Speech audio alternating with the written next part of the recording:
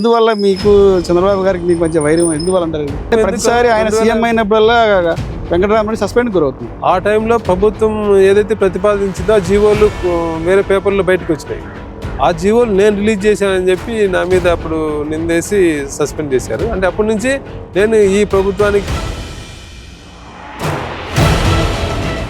వెంకటరామరెడ్డి ఉద్యోగ సంఘాల అధ్యక్షుడ వైసీపీకి ఒక తొత్తుగా మారని బయట ప్రచారం చేస్తారు. వైసీపీ టైంలో కూడా ధర్నా చేసినప్పుడు పిఆర్సీలు అన్యాయం జరిగినప్పుడు అందరితో పాటు నేను కూడా వచ్చి రోడ్డు ఎక్కి ధర్నా చేసి గొడవ చేసినాం కదా. ప్రభుత్వం నన్ను దగ్గర రానియడం లేదు, నన్ను మీటింగ్కే పిలవడం లేదు, మీటింగ్కి రావద్దని అడ్డుకుంటుంది. కాబట్టి గత నెలలో 9 నెలల క్రితం చూస్తే క్యాంటీన్ ఎన్నికల సమయంలో కూడా మీ మీద case liquor case liquor supply చేశారనేది. లెక్కర్ సప్లై చేసి క్యాంటీన్ ఎన్నికల్లో చేయాలని మీకు ప్లాన్ ఉన్నది. మీటింగ్ పెట్టుకున్నాం. 120 నుంచి 150 మంది ఎంప్లాయీస్ వచ్చారు. అంతమంది ఎంప్లాయీస్కి 3 పార్టీలతో మేము మందు పార్టీ ఏర్పాటు చేయగలమా? మమ్మల్ని పట్టుకోవడానికి 7 ఎక్సైజ్ పోలీసు నుంచి 50 మంది పోలీసులు రావాలన్నా? ఫస్ట్ సారికి శాలరీ ఇస్తున్నారు, మీకు సంబంధించి ప్రమోషన్ ఎవరికి ఇస్తుంది శాలరీ? అదే చెప్తాను నేను. వాళ్ళు ఏం చెప్పినా అది కరెక్ట్ అని జనం అనుకుంటారు, ఉద్యోగులు అనుకుంటారు అనే భ్రమలో వాళ్ళు ఉన్నారు. ఉద్యోగులు అందరికి గత ప్రభుత్వంలో ఉద్యోగులకు రావాల్సిన పెండింగ్ చాలా పెరిగిపోయింది, చేయడంలో కూడా వైఫల్యం చెందారంటారు. సరే, అది పక్కన పెట్టి మీరు చేసిందా? ఏ విషయంలో మీరు ఉద్యోగులు గత ప్రభుత్వం కంటే బాగా చేసింది ఈ ప్రభుత్వం చెప్పమనండి. ఇప్పటికీ ఉద్యోగులకు ఎంత బకాయింది గవర్నమెంట్ సుమారు? మొన్న సీఎం గారు చెప్పిన దాని ప్రకారం 34,000 కోట్లు బకాయిలు ఉన్నాయి. సార్, ఇప్పుడు మీకు ఎన్నికల ముందు ఇచ్చిన హామీకి అధికారం వచ్చిన ఈ 16 నెలల కాలంకి ఎంతవరకు అమలు అయింది? మరి ఎంతవరకు అది స్టార్టే చేయలేదంట. ఏ హామీ అమలు కాలేదు, ఒక్క హామీ. గతం కన్నా ఇప్పుడు మెరుగ్గా ఉన్నారు. గతంలో మాట్లాడాలంటేనే భయపడేవాళ్ళు ఉద్యోగులు, స్వతంత్రం లేదు, ఇంటిల్లో మాట్లాడుకునే పరిస్థితి, ఫోన్లో కూడా మాట్లాడినా అరెస్ట్ చేసేవాళ్ళు. ఇప్పుడు మా గవర్నమెంట్ అలా లేదు, స్వేచ్ఛ వాయువుతో ఉన్నారు, స్వేచ్ఛగా ఉన్నారు అనేది కూటమి ప్రభుత్వంలో ముఖ్య నాయకులు చెప్తారు, మంత్రులు. మేము ఎలక్షన్ కోసం మీటింగ్ పెట్టుకుంటే ఎంత అడాప్ట్ చేసిందో, ఇలాంటి పరిస్థితి గతంలో ఎప్పుడైనా ఉండిందా? అది 16 నెలల ఉద్యోగ సంఘాలు ఎన్నిసార్లు కలిసి ఉంటారు సీఎం గారు? ఎన్నిసార్లు అపాయింట్మెంట్ ఇచ్చుంటారు? వెళ్ళి విశేష చెప్పడానికో తప్ప ఉద్యోగుల సమస్యలపై అయితే నిన్న ఒకరోజు మీ అందరిని పిలిచి మాట్లాడాలి. అంటే మేము అధికారం వస్తే ఫ్రెండ్లీ వాతావరణం వస్తుందని చెప్పాను. నిజంగా పరిస్థితి ఉందా? ఇప్పుడు మేము గొంతెమ్మ కోరికలు కోరడం లేదు. మీరు సరే ఉద్యోగులకు ఇచ్చిన హామీలన్నీ పక్కన పెడితే రెగ్యులర్ రావాల్సిన డిఏలు ఎందుకు ఇవ్వకపోతున్నారు? ఆర్టీసీ ప్రమోషన్లు ఇవ్వడం కూడా ఒక చర్చ. Welcome to S4 media. నేను మీ రాజకమల్ బడిపాటి.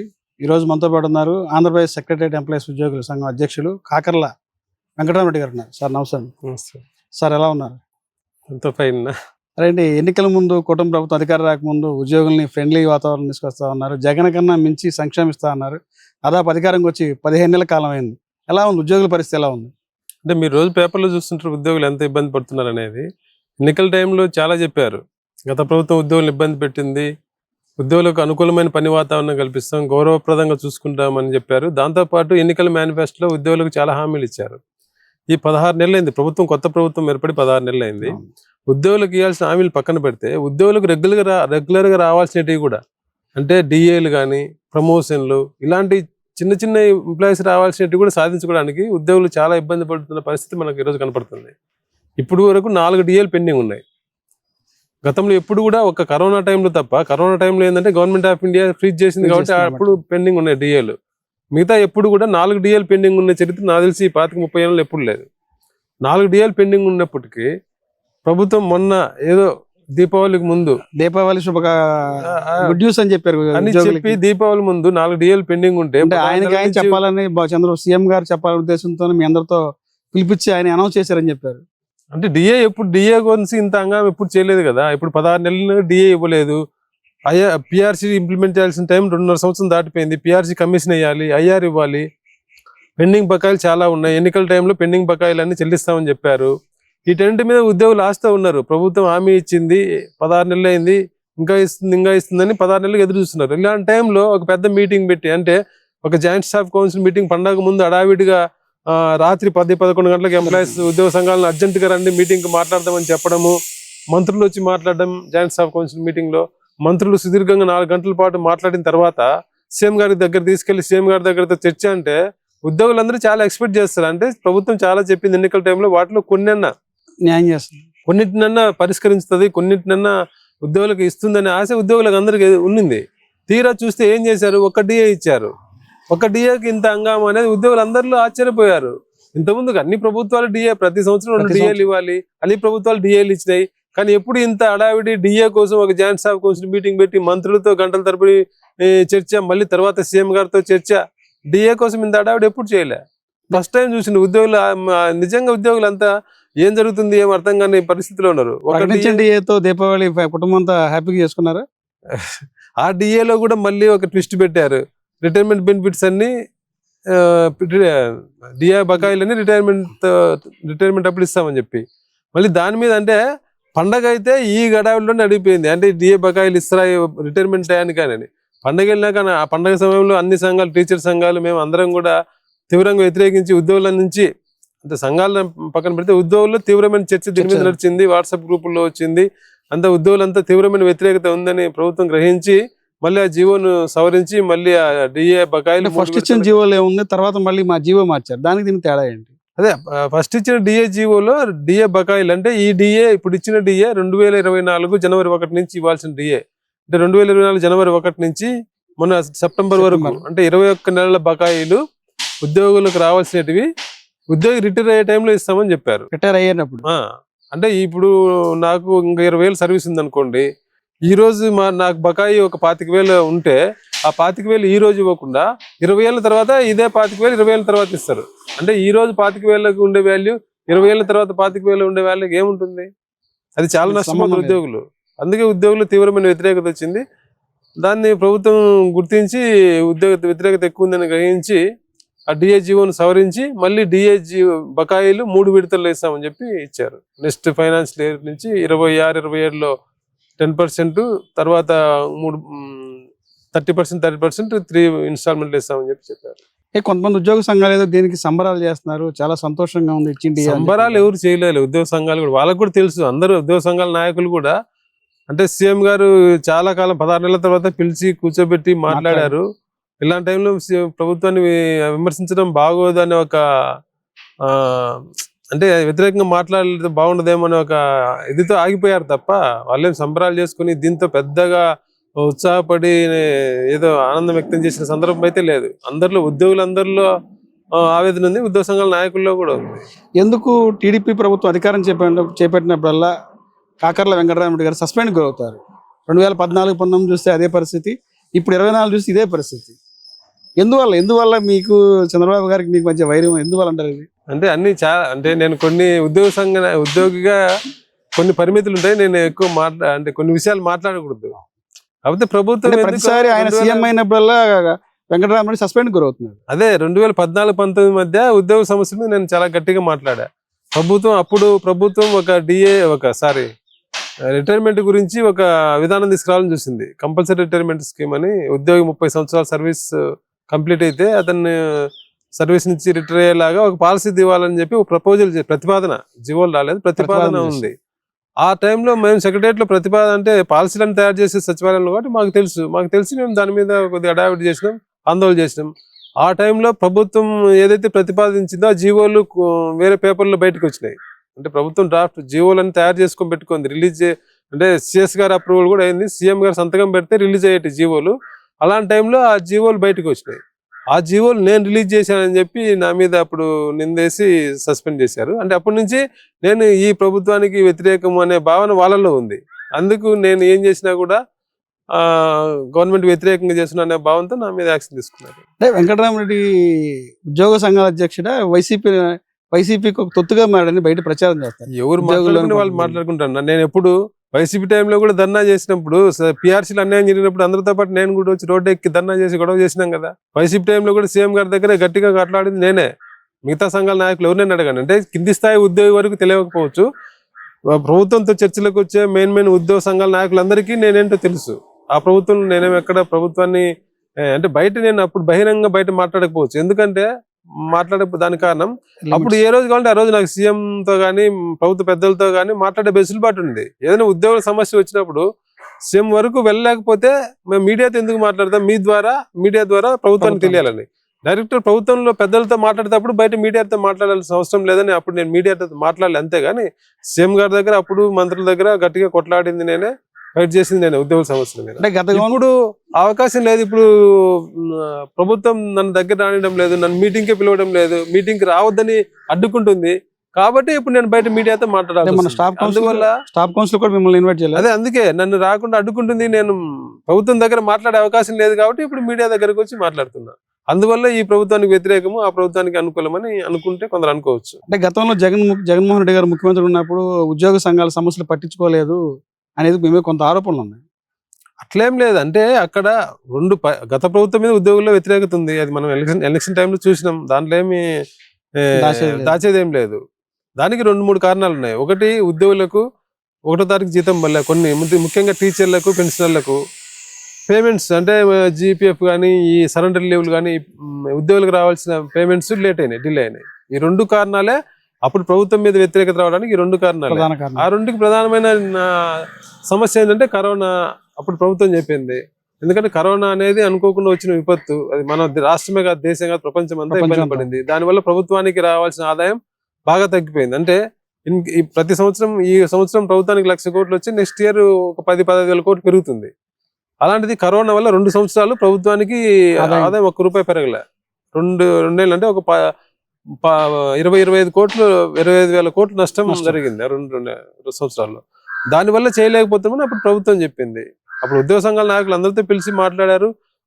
కరోనా టైంలో మా జీతం కూడా 3 నెలలు సగం జీతమే ఇచ్చారు. అవన్నీ మాతో చర్చించింది ప్రభుత్వం. ఉద్యోగులందరూ కూడా చూసిండ్రు. ఆ కారణం వల్ల మేము చేయలేకపోయినా అప్పుడు ప్రభుత్వం చెప్పింది. ఆ ప్రభుత్వంలో ఉండే సమస్య అంతా ఫైనాన్షియల్ గా బెనిఫిట్స్ లో డిలే అయిందనే. ఏ ఉద్యోగినైనా అడగని చెప్తారు. మెయిన్ గా 1వ తారీఖు జీతం రాలేదు, పేమెంట్స్ లేట్ చేశారనేది ఆ ప్రభుత్వం నుండి వ్యతిరేకత. దానికి అప్పుడు ప్రభుత్వం కరోనా వల్ల ఇబ్బంది పడమని చెప్పింది. అయినా ఉద్యోగులంతా వ్యతిరేకత ఉండింది. ఎలక్షన్ టైంలో చూపించారు. మనం కూడా పోస్టల్ బ్యాలెట్లలో ఉద్యోగులంతా కూటమి ప్రభుత్వానికి 1 సైడ్ గా సపోర్ట్ చేసిండ్రు. కూటమి ప్రభుత్వం కూడా ఆ ప్రభుత్వంలో ఏదైతే ఇబ్బందులు అవన్నీ తొలగిస్తామని చెప్పారు. 1వ తారీఖు జీతం ఇస్తామని చెప్పారు, బకాయిలన్నీ చెల్లిస్తామని చెప్పారు, అధికారంలోకి వచ్చిన వెంటనే ఐఆర్ ఇస్తామని చెప్పారు, మెరుగైన పిఆర్సీ ఇస్తామని చెప్పారు, జీపీఎస్ కంటే మెరుగ్గా ఉద్యోగులందరికీ ఆమోదయోగ్యంగా ఉండే ఒక పరిష్కారం చూపిస్తామని చెప్పారు, పెన్షనర్లకు ఒక కార్పొరేషన్ ఏర్పాటు చేస్తామని చెప్పారు, అవుట్సోర్సింగ్ ఉద్యోగులందరికీ ప్రభుత్వ పథకాలు ఇస్తామని చెప్పారు. ఇలా చాలా ఉద్యోగులు హామీలు ఇచ్చారు. ప్రభుత్వం వచ్చి 16 నెలలు అయింది. ఈ 16 నెలల్లో ఒక్క హామీ, ఉద్యోగులకు ఇచ్చిన హామీలు ఒక్క హామీ అమలైందేమో చెప్పండి. ఏ ఉద్యోగ సంఘం నన్ను తిడుతున్నారు కదా ఫలానా పార్టీ ముద్ర అని, సరే తిట్టేవాళ్ళు కానీ ఇంకొకరు కానీ ఎవరైనా కూడా 16 నెలల్లో ప్రభుత్వం ఉద్యోగులకు ఇచ్చిన ఈ ఒక్క హామీ అమలు చేసిందేమో చెప్పమనండి. అది చేయలేదని నన్ను అడిగితే నేను ఒక పార్టీకి తొత్తు అంటే ఇంకా నేను ఉద్యోగుల గురించి మాట్లాడకూడదా? ఉద్యోగులకు ఇచ్చిన హామీలు అమలు చేయండి అని అడగకూడదా? ఈ హామీలు అమలు చేయకపోయినా ఈ ప్రభుత్వాన్ని కూడా పొగుడుతూ ఉండాలా వాళ్ళ ఉద్దేశం? ఎందుకు వెంకటరామరెడ్డి గారి మీద వైసీపీ ముద్ర పడింది?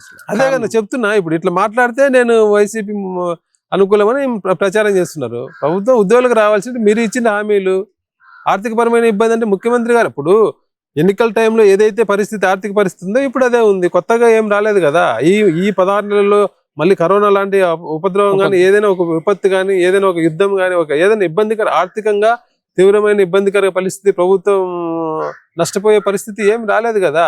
ఆ రోజు ఏ ఆర్థిక పరిస్థితి ఉందో ఈ రోజు అదే ఉంది. ఆ రోజు సీఎం గారు ఏం చెప్పారు? సంపద సృష్టించడం నాకు తెలుసు, నేను సంపద సృష్టిస్తా, అందరికి న్యాయం చేస్తా, ఉద్యోగులకు కూడా అందరితో పాటు ఉద్యోగులకు కూడా న్యాయం చేస్తామని చెప్పారు. ఇప్పుడు మేము గొంతెమ్మ కోరికలు కోరడం లే. మీరు సరే ఉద్యోగులకు ఇచ్చిన హామీలన్నీ పక్కన పెడితే రెగ్యులర్ రావాల్సిన డిఏలు ఎందుకు ఇవ్వకపోతున్నారు? ఐఆర్ కూడా ఎన్నికల హామీ అనుకుందాం. ఐఆర్ కూడా ఉద్యోగులకు ఇచ్చిన డిఏను 4 డిఏలు ఎందుకు పెండింగ్ ఉన్నాయి? 16 నెలలుగా ఒక డిఏ ఇవ్వడానికి ఇంత అడావిట్ చేసి ఒక డిఏ ఇస్తారా? ఆర్టీసీ ప్రమోషన్లు ఇవ్వడం కూడా ఒక చర్చ. అంటే ఉద్యోగులకు ఇవ్వాల్సిన ప్రమోషన్లు కూడా జాయింట్ స్టాఫ్ కౌన్సిల్ మీటింగ్ లో చర్చించాల్సిన పెద్ద అంశంగా తయారైంది ఇప్పుడు. అంటే మీరు ప్రమోషన్లు కూడా సక్రమంగా ఇవ్వడం లేదు ఈ లెక్క ప్రకారం. మిగతా హామీల గురించి ఏం మాట్లాడాలా? ఇవన్నీ మీరు ఉద్యోగులు ఏం పట్టించుకోకపోయినా, ఏం మానకపోయినా పొగుడుతూ ఉంటే మంచిది. అడిగితే అది వైసీపీ తొత్తు అంటారా? ఇది ఎక్కడ పద్ధతి? గ్రామవార్డు సచివాలయ ఉద్యోగులు ఎంత ఇబ్బంది పడుతున్నారు. వాళ్ళని అప్పుడు ముఖ్యమంత్రి గారు ఏం చెప్పారు? గతంలో గ్రామవార్డు సచివాలయ వ్యవస్థ వచ్చినప్పుడు వాలంటీర్లను నియమిస్తే వాలంటీర్ల ఉద్యోగం ఉద్యోగాలు అయ్యి గోనె సంచులు మోసే ఉద్యోగం అని అన్నారు. ఇప్పుడు వాలంటీర్లు సచివాలయ ఉద్యోగులు అంటే వాళ్ళు హైలీ ఎడ్యుకేటెడ్, వాళ్ళలో బీటెక్ చేసిన వాళ్ళు, ఎంటెక్ చేసిన వాళ్ళు, ప్రొఫెసర్లు కూడా, అంటే ప్రైవేట్ కాలేజీలో యూనివర్సిటీలో ప్రొఫెసర్లుగా చేసే వాళ్ళు కూడా ఇది ప్రభుత్వ ఉద్యోగము, తక్కువ జీతమైన ప్రభుత్వ ఉద్యోగం అనే ఒక గౌరవం కోసం వచ్చి జాయిన్ అయ్యారు ఇక్కడ. అలాంటి వాళ్ళందరితో ఇప్పుడు మీరు వాలంటీర్లు ఏదైతే పనిచేస్తారో ఆ వాలంటీర్లు పనిచేస్తున్నారు. అంటే బీటెక్ ఎంటెక్ చేసిన వాళ్ళతో మీరు ఇప్పుడు గోనె సంచులు, మీరు చెప్పిన ప్రకారం మీరు గోనె సంచులు మోసే ఉద్యోగం చేస్తున్నారు. అది కరెక్టా? అది గౌరవంగా ఉద్యోగులను గౌరవంగా చూసుకోవడమా? అవన్నీ మాకు వద్దు, అవి ఆపండి, మేము డిగ్నిఫైడ్ గా మేము ఉద్యోగులుగా మా బాధ్యత మా చేయండి. ఇంటింటికి వెళ్ళి స్టిక్కర్లు అంటించేది, ఇంటింటికి వెళ్ళి జిఎస్టీ తగ్గిందని చెప్పేది, అట్లా ఇంటింటికి తిరిగే పని మాకు అప్పచెప్పకండి, మేము గౌరవంగా ఉద్యోగం చేసుకోండి ఇవ్వండి సచివాలయ ఉద్యోగులు అడుగుతుంటే దాన్ని పట్టించుకోవడంలే, ధర్నాలు చేస్తేనే పట్టించుకోవడంలే. అది ఇంకా ఇక్కడ ఎక్కడ అనుకూలమైన పని వాతావరణం ఉంది, ఎక్కడ ఉద్యోగులు గౌరవంగా చూసుకుంటున్నారు? ఇవన్నీ మాట్లాడకుండా ఉండాలి మేము ఉద్యోగ సంఘ నాయకులుగా. మాట్లాడితే ఒక పార్టీ వ్యక్తులు అంటారు, మాట్లాడుకుంటే కాముకుంటే అది మంచిది, ఉద్యోగులు ఏమైనా పర్లేదు. అందుకే ఎవరు ఇప్పుడు నేనేం చేస్తున్నావు నాకు తెలిసిన, అందుకని వేరే వాళ్ళు అదిన్నరు ఇదన్నీ పట్టించుకోను. ఉద్యోగుల సమస్యల మీద ఆ రోజు కొట్లానే నాకు తెలిసి కొట్లాడడం లేదు. గత ప్రభుత్వంలో అందరికంటే ఎక్కువ కొట్లాడింది నేనే, తిట్లు తినింది కూడా నేనే, అందరికి తెలుసు ఆ విషయం కూడా. అయినా నేను ఎక్కడా తగ్గలే. ఎంప్లాయీస్ వెల్ఫేర్ గురించి ఎప్పుడు నేను రాజీపడలే. సరే, కాకపోతే అప్పుడు మీడియాతో మాట్లాడలేను, ఎందుకంటే డైరెక్ట్ గా ప్రభుత్వ పెద్దలతో మాట్లాడే అవకాశం ఉంది కాబట్టి. ఈ రోజు అవకాశం లేదు, ఈ రోజు అవకాశం లేదు. సీఎం గారు చెప్తున్నా కదా, మీటింగ్ రావద్దని స్పెసిఫిక్ గా మీ పోలీసులు పెట్టి last meeting joint staff council meeting వెళ్తే పోలీసులు అడ్డుకున్నారు, రావద్దు మీరు రావద్దని చెప్పారు మాకు. అని అవకాశం లేదు కాబట్టి ఈ రోజు అదే చెప్తున్నా, బయట మీడియాతో మాట్లాడుతున్నా. అది కూడా తప్పంటే అది వాళ్ళ ఇష్టం, అది వాళ్ళ విచక్షణ. నేను మాట్లాడేది కరెక్టా కాదని నాకు తెలుసు. సరే, ఈ 16 నెలల ఉద్యోగ సంఘాలు ఎన్నిసార్లు కలిసి ఉంటారు సీఎం గారు? ఎన్నిసార్లు అపాయింట్మెంట్ ఇచ్చుంటారు? ఇండివిజువల్ గా అయితే నాకు తెలిసి ఏం లేదు. అంటే ఎప్పుడైనా వాళ్ళు కొత్తగా ఎన్నికైనప్పుడు బొకే ఇవ్వడము, లేదన్నా విశేష చెప్పడానికో తప్ప ఉద్యోగుల సమస్యలపై అయితే నిన్న ఒక రోజు మీ అందరిని పిలిచి మాట్లాడారు. అంటే మేము అధికారం వస్తే ఫ్రెండ్లీ వాతావరణం వస్తుందని చెప్పాను, నిజంగా పరిస్థితి ఉందా? అది అంటే మీరు కూడా జర్నలిస్ట్ గా చూస్తున్నారు, ఇప్పుడు ఎలాంటి పరిస్థితి ఉందో, ఉద్యోగుల మీద ఎంత పొలిటికల్ ప్రెజర్ ఉందో అనేది మనకు తెలుసు. డైరెక్ట్ గా పై స్థాయిలో ఉండే వాళ్ళే పలానా పార్టీ వాళ్ళకు పనులు చేయొద్దనే పరిస్థితి ఉంది. మా పార్టీ వాళ్ళు వచ్చి కూర్చోబెట్టి టీ ఇచ్చి పని చేయాలని ఉద్యోగులు అంటున్నారు. మంత్రి గారు చెప్పారు, ఏ చిన్న ట్రాన్స్ఫర్ అయినా కూడా ఏదైనా ఒక ఉద్యోగి ట్రాన్స్ఫర్ ఒక దగ్గరికి వెళ్తే అక్కడ లోకల్ ఎమ్మెల్యే గానీ వాళ్ళు ఒప్పుకుంటేనే జాయిన్ అయ్యే పరిస్థితి ఉంది. ఎమ్మెల్యే లెటర్ రాస్తున్నారు, పలానా పార్టీ వ్యక్తి కానీ ట్రాన్స్ఫర్ చేయని ఉద్యోగుల మీద లెటర్లు రాస్తున్నారు. అలా రాస్తే పార్టీకి సంబంధించిన ఉండదంటారు, ఆ పార్టీకి కట్టుబడి పనిచేయాలి చెప్తున్నా. అట్లా ఆ రకంగా ఉంది. ఇప్పుడు ఏదైనా పొలిటికల్ ప్రెజర్ అయితే చాలా ఉంది ఇప్పుడు ఉద్యోగుల మీద, అది ఉద్యోగులు అందరికీ తెలుసు.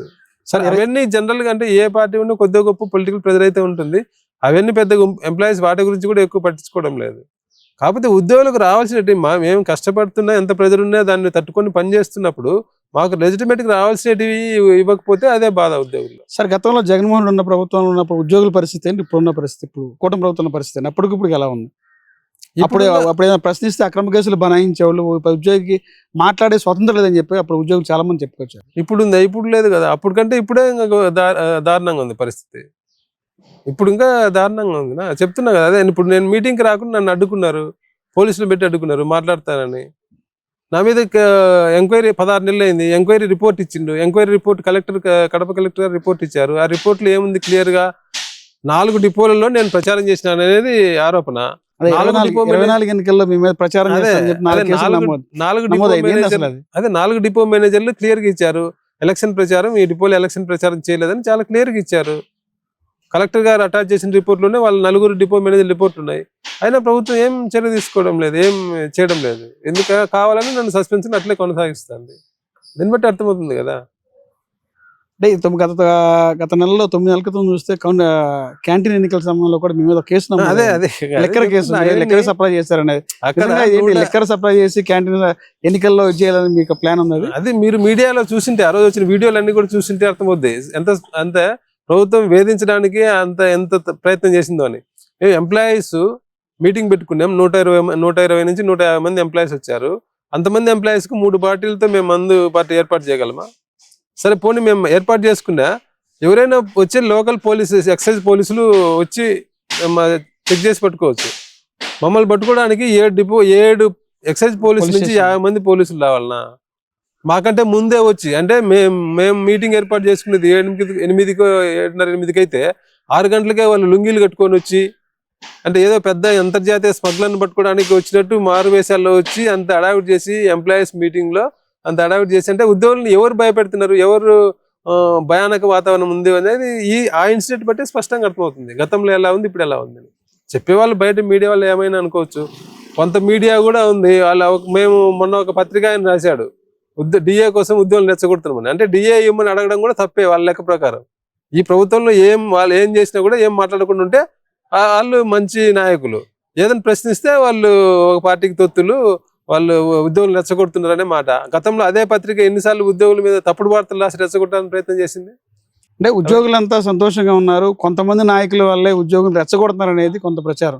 నిజంగా నాయకులు రెచ్చగొడుతున్నారా, ఉద్యోగుల్లోనే ఆ తీరని ఆవేదన ఉందా? ఉద్యోగులు అంత అమాయకులు కాదు కదా, నాయకులు రెచ్చగొడితే అంటే ఇప్పుడు నేను ఏదో చెప్తే నమ్మి అరే కరెక్టే అనుకునేంత అమాయకులు ఉద్యోగులు ఏం చదువురాని వాళ్ళ, వాళ్ళకి తెలియదా పరిస్థితి ఏంది?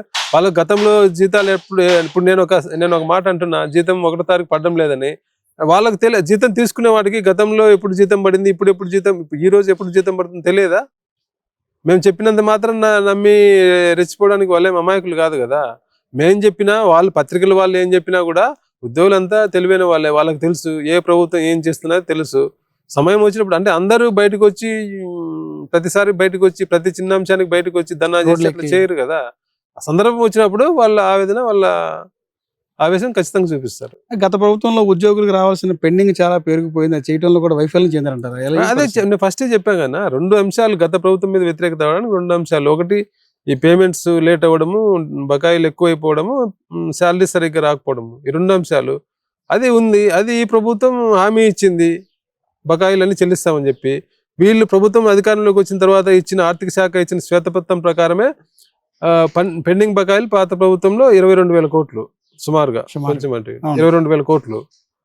ఈ నిన్న సీఎం గారు మాట్లాడుతూ చెప్పింది మాట 34,000 కోట్లు బకాయిలు ఉన్నారు. అంటే గత ప్రభుత్వం 5 ఏళ్ళలో 22,000 కోట్లు బకాయిలు పెడితే ఈ ప్రభుత్వం ఈ 16 నెలల కాలంలో 12,000 కోట్లు బకాయిలు పెట్టింది. మీరు పాతవి చెల్లించడం అట్లా పక్కన పెట్టండి, సరే పాతవి అట్లా పక్కన పెడితే మీ ప్రభుత్వంలో ఉన్న బకాయిలు లేకుండా ఎప్పుడు బిల్లులు పేమెంట్ చేయాలి కదా. ఏమన్నంటే పాత ప్రభుత్వం పెండింగ్ పెట్టి పాత ప్రభుత్వమే పక్కన పెట్టి మీరు మీ ప్రభుత్వ హయాంలో పెండింగ్ పెట్టకుండా మీరు పేమెంట్ చేయాలి కదా. పాత బకాయిలు చెల్లిస్తామన్నారు, సరే అది పక్కన పెట్టి మీరైనా మీరు చేసిందా? మీరు మళ్ళీ సంవత్సరం 16 నెలల్లో మీరు 12,000 కోట్లు బకాయిలు పెట్టారు. ఇంకా ఈ ప్రభుత్వం చేసింది ఉద్యోగులకు గత ప్రభుత్వం కంటే బ్రహ్మాండంగా చేస్తాం, మిమ్మల్ని గౌరవంగా అట్లా ఇట్లా పాత ప్రభుత్వం రాసి రంపాన పెట్టింది మిమ్మల్ని అని ఎన్నికల టైంలో చెప్పారు. మీరేం చేస్తున్నారు? ఏ విషయంలో మీరు ఉద్యోగులకు గత ప్రభుత్వం కంటే బాగా చేసింది ఈ ప్రభుత్వం చెప్పమనండి. ఏమన్నా ఫస్ట్ సారికి శాలరీ ఇస్తున్నారు, మీకు సంబంధించి ప్రమోషన్ ఎవరికి ఇస్తుంది శాలరీ? అదే చెప్తున్నాను నేను. ఇప్పుడు గత ప్రభుత్వంలో అవుట్ సోర్సింగ్ కాంట్రాక్ట్ ఎంప్లాయ్ ఎవరైనా అడగండి, ఖచ్చితంగా 1వ తారీఖు జీతం. మాకు రెగ్యులర్ ఎంప్లాయీస్ రాకపోయినా 1వ తారీఖు జీతం పడేది. ఈ ప్రభుత్వంలో 1వ తారీఖు వస్తుందేమో అలా అడగండి.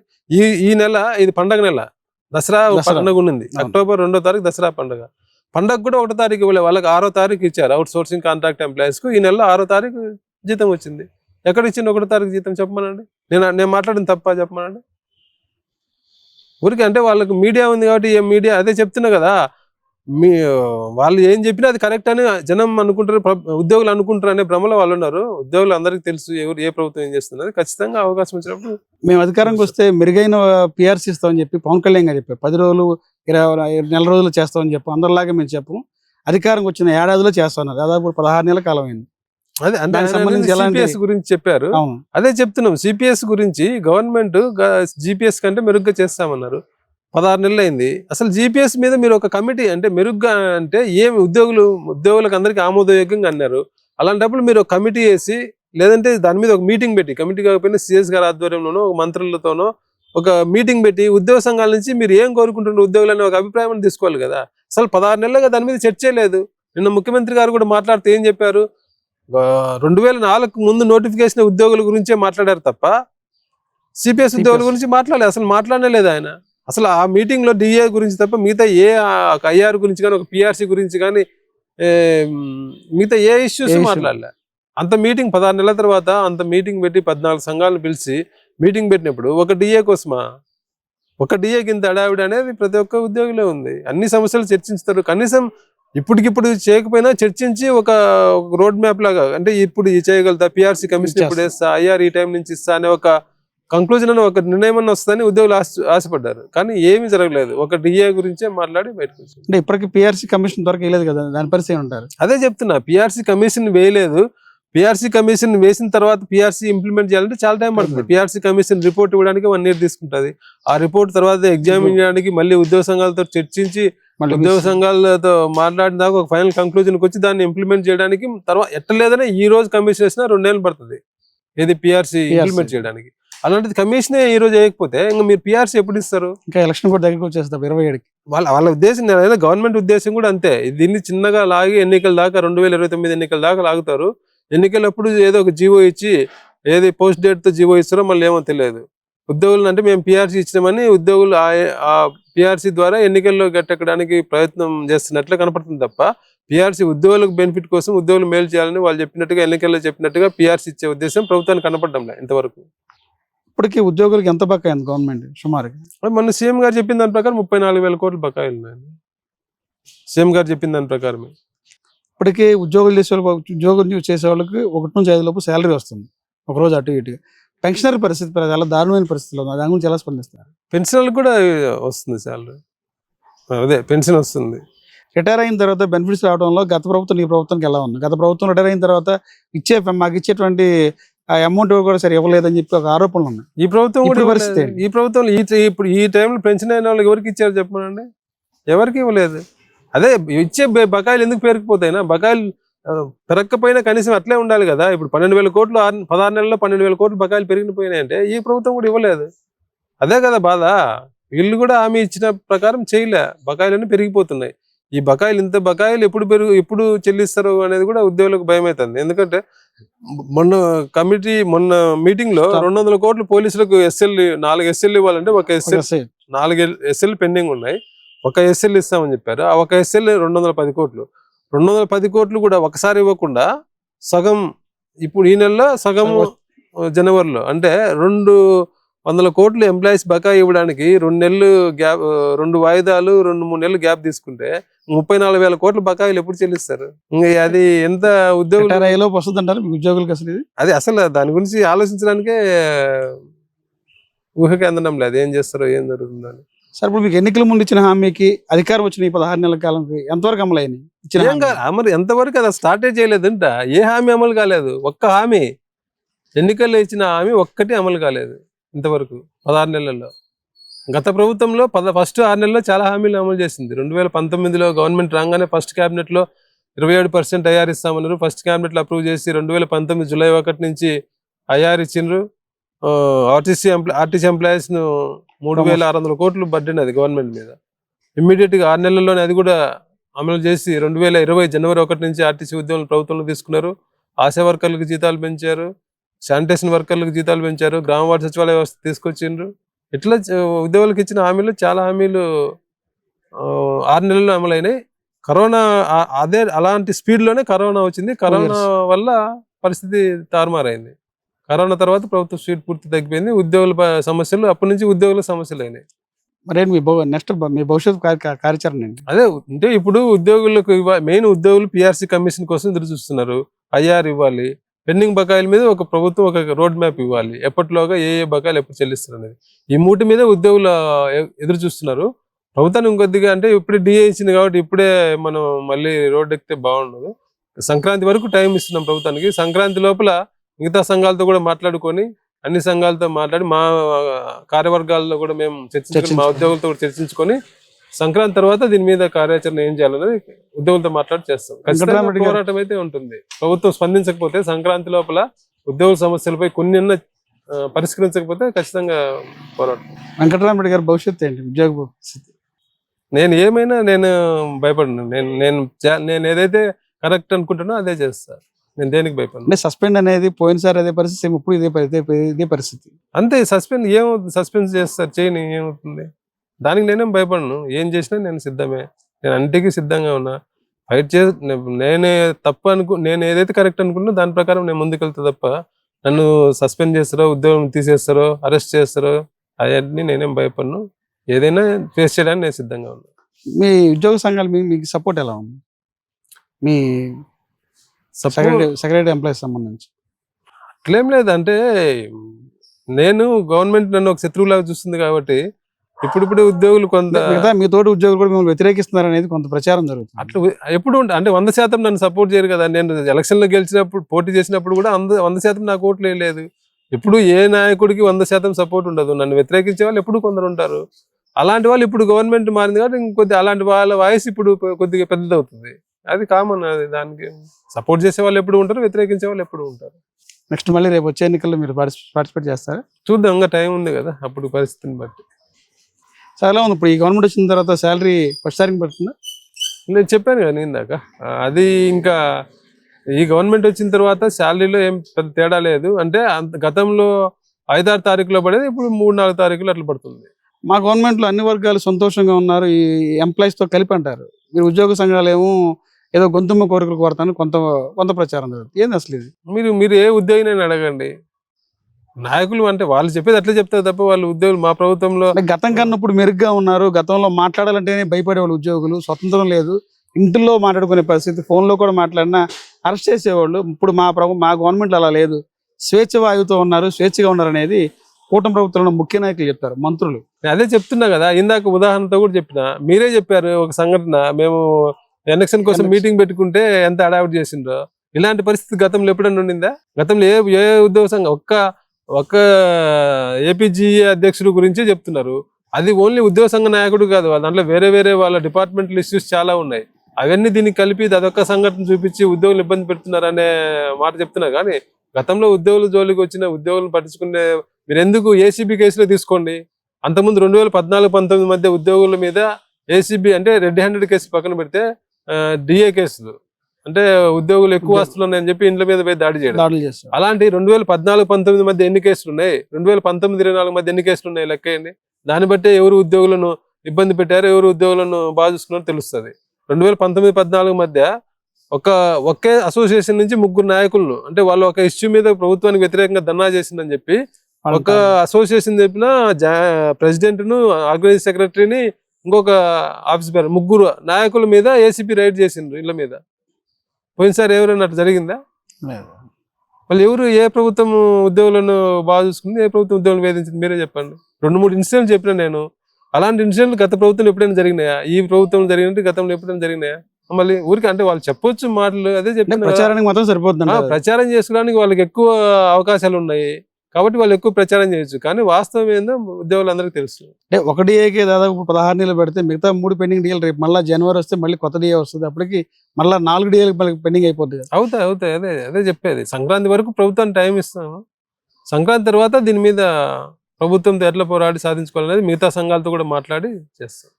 అధికారం చేపట్టే ముందు ఉద్యోగులకి మేలైనటువంటి సంక్షేమం ఇస్తాము, గతానికన్నా మించి మంచి చేస్తామని చెప్పినటువంటి కూటమి ప్రభుత్వం అది అధికారంకి వచ్చిన 16 నెలల కాలంలో ఒక డిఏ ఇచ్చారు. ఆ డిఏ కూడా దాదాపు లింకులు అయితే పెట్టి అసంతృప్తిగా అయితే ఉన్నారు. ప్రభుత్వం స్పందించి ఉద్యోగులకు న్యాయం చేయాలని చెప్పి కూడా వెంకటరెడ్డి గారు కోరుతున్నారు. నమస్తే సార్. Thank you.